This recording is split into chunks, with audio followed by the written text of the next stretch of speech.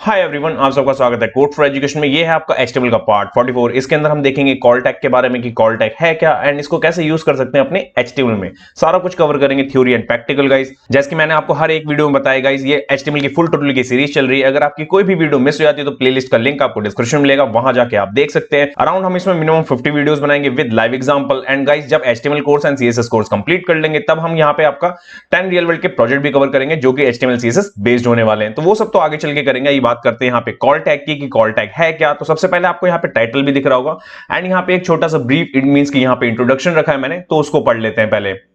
The col tag in HTML is used to set the column property of each column. Okay, basically क्या है कि call tag को use करने के लिए ना, एक चीज समझिए गाइस कि कॉल टैग को यूज करने के लिए ना, कॉल टैग से पहले होता है आपका कॉल ग्रुप करके। ठीक है, कॉल ग्रुप मैं इसलिए नहीं पढ़ा रहा क्योंकि वो मैं इसी में कवर कर दूंगा, बट कॉल आपका इंपॉर्टेंट है इसके अंदर, इसलिए मैं आपको कॉल पढ़ा रहा हूं। ठीक है, तो कॉल टैग के बारे में यहाँ पे जो ब्रीफ दिया है वो देख लेते हैं एक बार। The call tag in HTML is used to set the column properties for each column within call group। यहां पे आपको दिख भी रहा होगा कॉल ग्रुप, यहां पे आपको समझ में आ रहा होगा कि मैंने कॉल ग्रुप इसलिए नहीं पढ़ा है क्योंकि ये कॉल ग्रुप के साथ ही चलता है। ठीक है, this tag use to set the style property to each column. Basically ये हर स्टाइल कर सकता है हर एक कॉलम के अलग अलग तरह से। वो कैसे करता है वो देखेंगे। This tag does not contain closing tag. Basically ये क्या है कि आपका ये क्लोजिंग टैग नहीं होता, आप इसे नहीं भी करेंगे तब भी चलेगा। ये कैसे चलेगा ये तो देखेंगे अभी। और ये कैसे आपका कॉल काम करता है, कॉल ग्रुप काम करता है। तो सबसे पहले इसका सिंटैक्स देखिए कि सिंटैक्स है क्या। तो यहां पे लिखा है मैंने इसके कॉल के बाद इसका एट्रीब्यूट एंड एट्रीब्यूट के बाद में इसकी वैल्यू। ओके, अब ये किस तरीके से वर्क करता है ये तो देखेंगे अभी प्रैक्टिकल में। तो यहां देख लेते हैं सबसे पहले आपका कि इसके अंदर और सारी कौन कौन सी चीजें मिलती हैं लाइक एट्रीब्यूट के तरह। ओके, तो एट्रीब्यूट में मैंने यहां पे सबसे पहले ऊपर टॉप पे लिखा हुआ है आपका attributes. The various attribute that can be used with the col tag are listed below. सबसे पहले की बात कि यहां नीचे जितनी भी लिस्ट है वो बता रहा हूं मैं वहां पे। Most of the attributes are not supported by HTML5। ठीक है, जितने भी इसके अंदर जो एट्रीब्यूट्स है ना वो HTML5 के अंदर सपोर्ट नहीं करते हैं गाइस। ठीक है, मैक्सिमम। अब क्यों नहीं करते, मैं क्यों आपको बता रहा हूं, मैं इसलिए आपको बता रहा हूं कि पता होना चाहिए कि जो आपका कॉल है ना वो आपका एग्जिस्ट करता था पहले, बट जब HTML5 आया ना उसके बाद ये सारी की सारी प्रॉपर्टीज वर्क करना बंद कर दी। बट इसके अंदर से देखेंगे हम कि कौन कौन सी प्रॉपर्टी चल रही है, कौन कौन सी नहीं चल रही है गाइस। ठीक है, अब यहां पे आपको स्पैन दिख रहा होगा, स्टाइल दिख रहा होगा, अलाइन दिख रहा होगा, विड्थ एंड यहां पे आपका चार ऑफ दिख रहा होगा। ठीक है, ये सारी के सारी हमें क्या मिलते हैं, एट्रीब्यूट्स मिलते हैं। इनकी कैसी प्रॉपर्टी है तो सबसे पहले आप स्पैन के बारे में देखिए। It is used to define the number of columns on which property will be applied. ठीक है, बेसिकली क्या है कि ये नंबर ऑफ कॉलम में हम डिवाइड करते हैं और बताते हैं प्रॉपर्टी की इस पे कौन सी प्रॉपर्टी लगनी चाहिए। This attribute is used to define the CSS to change the property of the column. Basically जो कॉलम है ना, कॉलम की प्रॉपर्टी को चेंज करने के लिए हम इस स्टाइल का यूज करते हैं। एंड देन इसके बाद है आपका align. This attribute is used to set the alignment of the content of col element. ठीक है, अब बेसिकली अलाइनमेंट आपको पता है लेफ्ट, राइट एंड सेंटर के लिए करते हैं हम ये चीजें।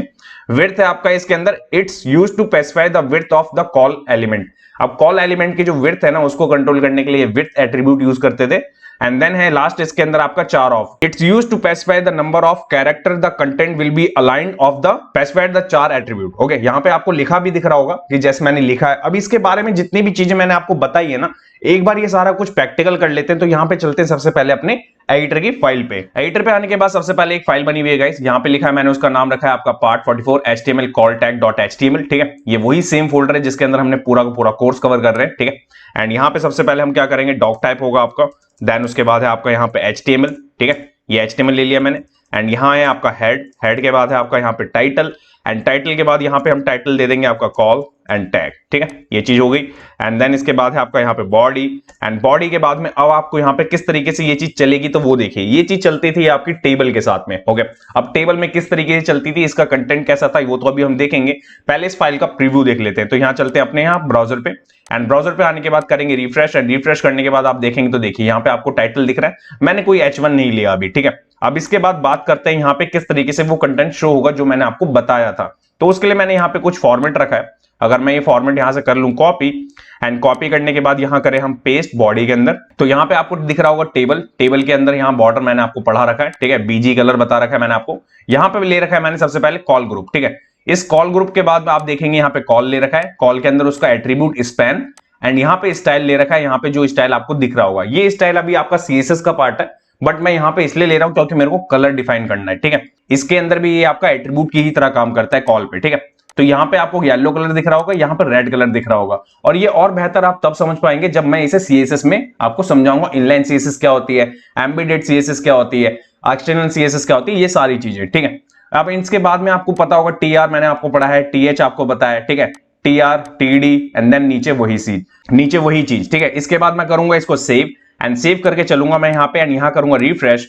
तो रिफ्रेश करने के बाद आपको कुछ इस तरीके की ये चीजें यहाँ पे विजिबल हो रही हैं कि लाइक कि सबसे पहले आपको यहाँ पे दिख रहा होगा दो जो आपके कॉलम है ना वो रेड कलर के आ रहे हैं, एंड थर्ड वन आपका यहाँ पे येलो कलर का आ रहा है, ठीक है। अब येलो कलर का क्यों आ रहा है तो समझिए। यहाँ पे सबसे पहले मैंने क्या करा, कॉल ग्रुप, ठीक है, ये कॉल ग्रुप लिया मैंने। इस कॉल ग्रुप के बाद में मैंने सबसे पहले ना यहाँ पे आपका कॉल लिया। इस कॉल के अंदर मैंने जो स्पैन बताया ना, इट मींस की नंबर ऑफ कितने आपके कॉलम को कवर करना है वो मैंने यहाँ पे 2 बताया, ठीक है। इसलिए वो क्या कर रहा है, 2 कॉलम को कवर कर रहा है। इट मींस की जो रेड कलर फिल हो रहा है ना आपका कॉलम में, वो 2 कॉलम के बीच में हो रहा है, ठीक है।